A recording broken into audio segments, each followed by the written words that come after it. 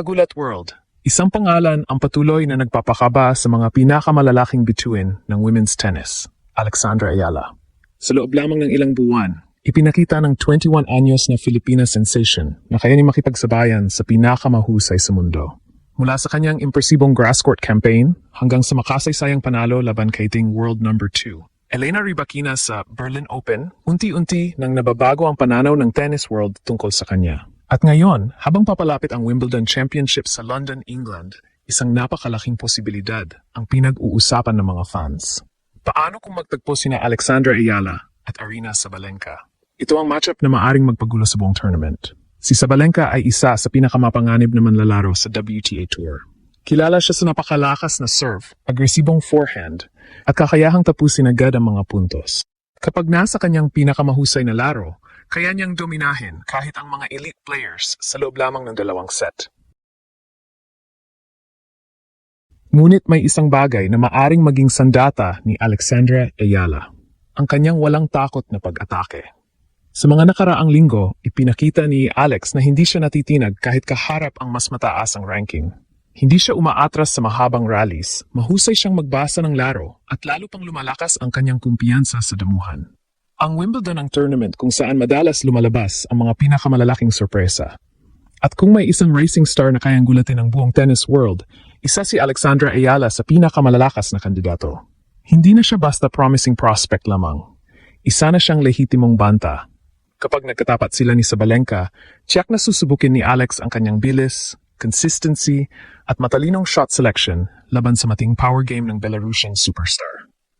Isa sa mga susi ay ang return of serve. Kapag nagawa ni Alex na may balik ang malalakas na unang serve ni Sabalenka at mapilitang makipagpalitan ito ng rallies, maaring magbago ang takbo ng laban.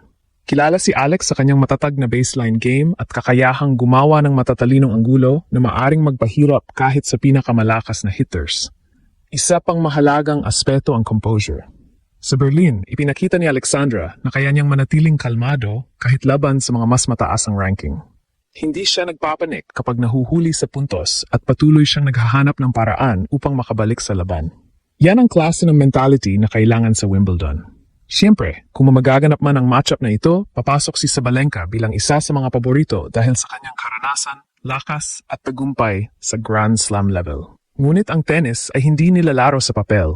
Ito ay napagpapasyahan sa loob ng court. At kung may papakita ni Alexandra Ayala ang parehong disiplina, agresibong paglalaro at kumpiyansang ipinamalas niya sa kanyang pinakamagandang panalo ngayong season, may kakayahan siyang hamunin ang kahit sinong kalaban. Ang posibilidad na matalo ni Ayala si Sabalenka ay nananatiling haka-haka hanggat hindi pa sila nagtatapat. Ngunit kung magaganap ang laban, hindi may kakailang dadalhin ni Alex ang momentum, walang takot na paglapit sa bawat punto at paniniwalang kaya niya makipagsabayan sa pinakamahusay. At kung mangyari iyon sa damuhan ng Wimbledon, maaring muling masaksihan ng buong mundo ang isa pang makasaysayang gabi para sa Philippine tennis. Kapag dumating ang inaabangang laban ni Alexandra Ayala at Aryna Sabalenka sa Wimbledon, hindi lamang ito magiging laban ng dalawang magagaling na manlalaro. Ito rin ay magiging banggaan ng dalawang magkaibang estilo ng tennis. Si Sabalenka ay kilala sa kanyang napakalakas na serve at agresibong baseline game. Mula pa lamang sa unang palo, sinusubukan na niyang kontrolin ang bawat rally. Kapag nakahanap siya ng ritmo, napakahirap siyang pigilan dahil sunod-sunod ang winners na kanyang naipapasok. Ngunit dito rin maaring magkaroon ng pagkakataon si Alexandra Ayala. Sa mga nakaraang torneo, ipinakita ni Alex na hindi siya madaling matakot sa malalakas na kalaban. Sa halip na makipagsabayan lamang sa lakas, ginagamit niya ang kanyang bilis, court awareness, at matalinong pagpili ng tira upang guluhin ang ritmo ng kanyang mga katunggali. Ito ang dahilan kung bakit naging matagumpay ang kanyang mga panalo laban sa ilan sa mga pinakamahusay na manlalaro sa WTA Tour. Hindi siya umaasa lamang sa isang sandata. Marami siyang paraan upang manalo ng puntos. Kapag napilit niyang gumalaw si Sabalenka mula sa kaliwa hanggang kanan ng court, maaring mabawasan ang pagiging agresibo ng world number 1.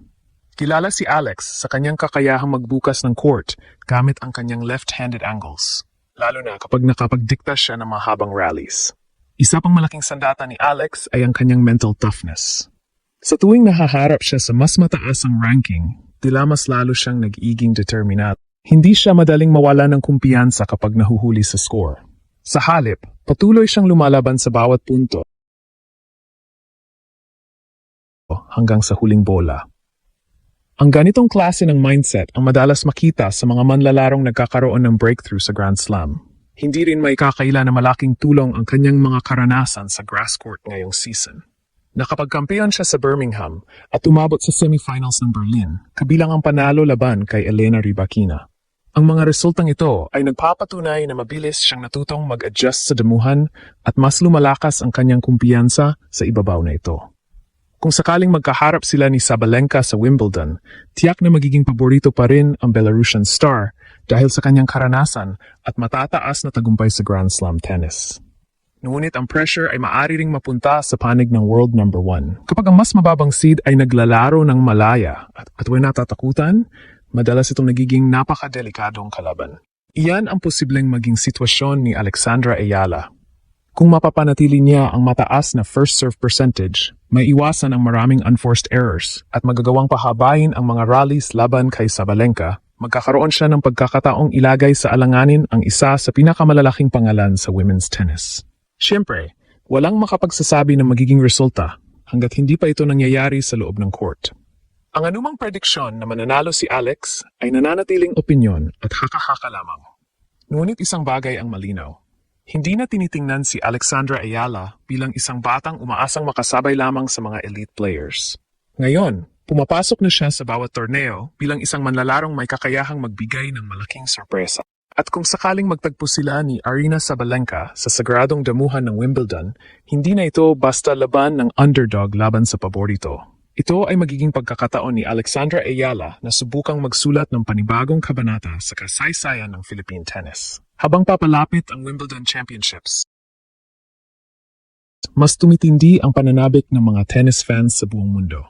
Isa sa mga pangalang patuloy na sinusubaybayan ay si Alexandra Ayala, ang Filipina star na unti-unting nagpapatunay na kaya niyang makipagsabayan sa pinakamahuhusay sa WTA Tour. Ang posibilidad ng isang laban kontra kay Aryna Sabalenka ay isa sa mga pinaka-inaabangang senaryo ng torneo. Kung mangyayari man ito, tiyak na magiging malaking pagsubok ito para kay Alex.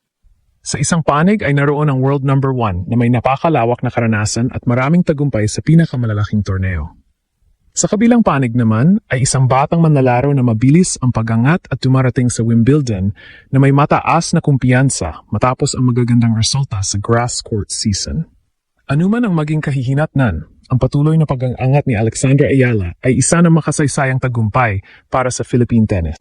At kung magpatuloy ang kanyang paglalaro sa ganitong antas, hindi na magiging sorpresa kung mas marami pa siyang matatalong top-ranked players at makagawa ng panibagong kasaysayan sa mga susunod na Grand Slam tournaments.